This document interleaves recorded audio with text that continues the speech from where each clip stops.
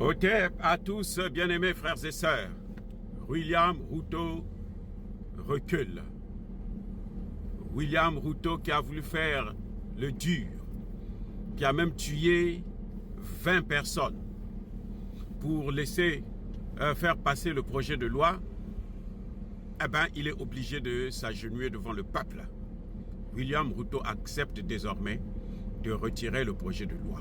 Il a décidé qu'il ne va pas signer ce projet de loi qui a été voté à l'Assemblée, présenté par le gouvernement, voté à l'Assemblée, mais cette fois-ci, il dit maintenant qu'il ne va plus signer. Il dit qu'il a compris le message de la population, mais la population ne cède pas.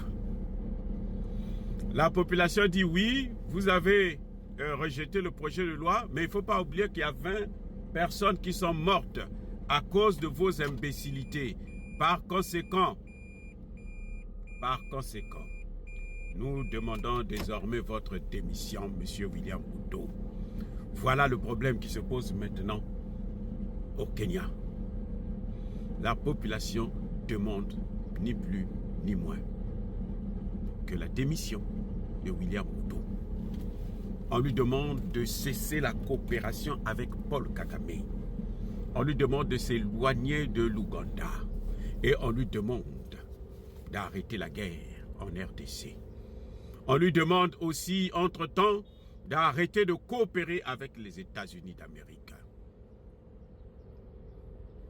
Leçon à tirer, c'est laquelle? Eh bien, la leçon, c'est que un peuple déterminé finit par mettre à genoux le peuple. Je répète, un peuple déterminé finit par mettre à genoux le président et son armée de tueurs. Ces sbires finissent par céder. Quand vous voyez un peuple, on vous vend vos terres, vous vous taisez, vous regardez, vous ne faites rien, eh bien, on va vous vendre vous-même aussi. Ah, je reprends. On vous vend vos terres, vous ne réagissez pas, on viendra pour vous vendre vous-même. C'est au peuple de déterminer ce qu'il veut. Je vous rappelle qu'au Kenya, le Parlement a voté la loi, le projet de loi. Le Parlement a voté. Donc, il ne restait plus que la signature du président pour que ça puisse être applicable. Et le président a dit, je vais signer ça. C'est mon projet de loi, je vais signer. La population a insisté. La population a été déterminée. Et voilà, ils ont obtenu gain de cause. Maintenant, ils demandent carrément la démission de William Ruto. Parce qu'il y a eu des morts. Il y a eu des morts, 20 morts. Il a tué pour tenter d'intimider cette population. La population s'est dit, non, nous n'allons pas être intimidés par vous. Nous n'allons pas être intimidés. Donc, et voilà qu'il est obligé, lui, de céder devant son peuple.